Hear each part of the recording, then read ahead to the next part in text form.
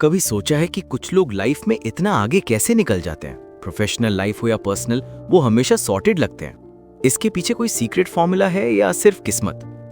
शायद इसका जवाब एक ऐसी किताब में है जो 1989 में पब्लिश हुई थी, लेकिन आज भी उतनी ही रेलेवेंट है।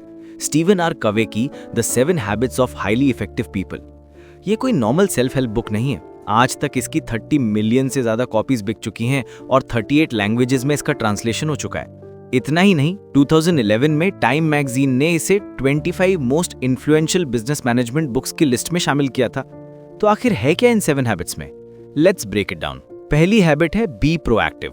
प्रोएक्टिव होने का मतलब है अपनी लाइफ की जिम्मेदारी खुद लेना। एक्सटर्नल सर्कमस्टेंसेस को ब्लेम करने के बजाय ये समझना कि आपके एक्शंस और डिसीजंस आपके कंट्रोल में हैं।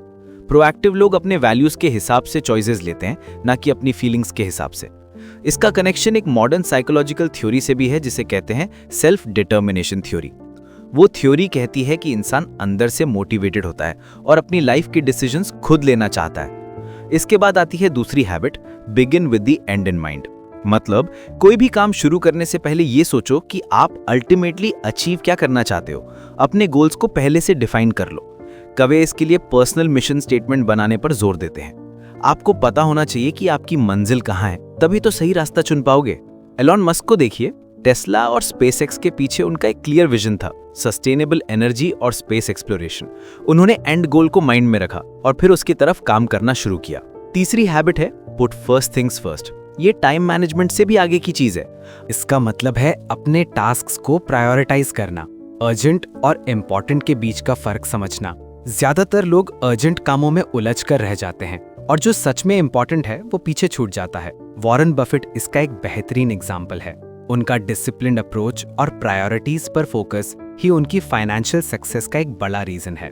ये पहली 3 हैबिट्स पर्सनल विक्ट्री के बारे में है, खुद को इम्प्रूव करने के बारे में। अब आती हैं अगली 3 हैबिट्स जो पब्लिक विक्ट्री यानी दूसरों के साथ रिलेशनशिप्स पर फोकस करती हैं। हैबिट नंबर 4 है थिंक विन विन। ऐसे सॉल्यूशंस ढूंढना जिसमें सबका फायदा हो। लाइफ कोई कंपटीशन नहीं है जहां एक जीतेगा तो दूसरे को हारना ही पड़ेगा। ये हैबिट म्यूचुअल बेनिफिट और रिस्पेक्ट पर फोकस करती है। ऐसी सोच से ट्रस्ट बिल्ड होता है और लॉन्ग टर्म रिलेशनशिप्स स्ट्रॉन्ग बनते हैं। 5वीं habit, seek first to understand then to be understood. हम सब अपनी बात कहने के लिए इतने उतावले रहते हैं कि सामने वाले को सुनने ही भूल जाते हैं। ये हैबिट कहती है कि पहले दूसरों को समझो, उनके पॉइंट ऑफ व्यू को समझो बिना जज किए। इसे एम्पैथेटिक लिसनिंग कहते हैं। इसके बाद अपनी बात रखो। ओपरा विनफ्री की सक्सेस का एक बड़ा राज यही है, वो अपनी ऑडियंस को सुनने और उनसे कनेक्ट करने की क्षमता रखती हैं। 6th हैबिट है सिनर्जाइज। सिनर्जी का मतलब है कि जब लोग मिलकर काम करते हैं तो 1 + 1 2 नहीं 11 हो जाता है। टीम वर्क और कोलैबोरेशन के जरिए ऐसे रिजल्ट्स पाना जो अकेले हासिल करना पॉसिबल ही ना हो। इसमें अलग अलग ओपिनियंस की रिस्पेक्ट करना और उनसे कुछ नया क्रिएट करना शामिल है। गूगल की 20% टाइम पॉलिसी इसका एक अच्छा एग्जाम्पल है, जहां एम्प्लॉइज अपने पैशन प्रोजेक्ट्स पर काम करते हैं और उसी से जीमेल जैसे प्रोडक्ट्स निकले। और आखिर में 7वीं हैबिट, शार्पन द सॉ। इसका मतलब है अपने आप को कंटिन्यूअसली रिन्यू करना। अगर आप एक लकड़हारे हैं तो सिर्फ पेड़ काटने पर फोकस नहीं करना है, अपनी आरी को तेज भी करना पड़ेगा। ये हैबिट सेल्फ केयर और सेल्फ इंप्रूवमेंट पर जोर देती है, 4 डायमेंशंस में, फिजिकल, मेंटल, इमोशनल और spiritual. Continuous learning, exercise, meditation, ये सब इसका हिस्सा है। टोयोटा की काइजन फिलॉसफी, जिसका मतलब है कंटिन्यूअस इंप्रूवमेंट, इसी हैबिट का एक ऑर्गेनाइजेशनल रूप है। तो ये हैं 7 हैबिट्स। सुनने में सिंपल लगती हैं, पर इन्हें लाइफ में उतारना एक चैलेंज हो सकता है। लोग अक्सर प्रोएक्टिव बनने के बजाय चीजों को ब्लेम करते हैं, अपने लॉन्ग टर्म गोल्स डिफाइन नहीं कर पाते, टाइम मैनेजमेंट में स्ट्रगल करते हैं, और एम्पैथेटिक लिसनिंग वो तो सबसे मुश्किल कामों में से एक है। कुछ लोग इस फ्रेमवर्क को क्रिटिसाइज भी करते हैं। उनका कहना है कि ये काफी इंडिविजुअल फोकस्ड है और सोसाइटी या इकोनॉमिक सिस्टम जैसे एक्सटर्नल फैक्टर्स को इग्नोर करता है।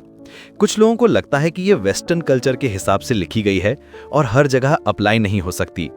और क्योंकि ये 1989 में लिखी गई थी, कुछ एग्जाम्पल्स आज के डिजिटल वर्ल्ड में थोड़े पुराने लग सकते हैं, लेकिन इन क्रिटिसिज्म्स के बावजूद इन हैबिट्स का कोर आइडिया आज भी पावरफुल है। ये कैरेक्टर और प्रिंसिपल्स पर बेस्ड है, ना कि सिर्फ टेक्निक्स पर।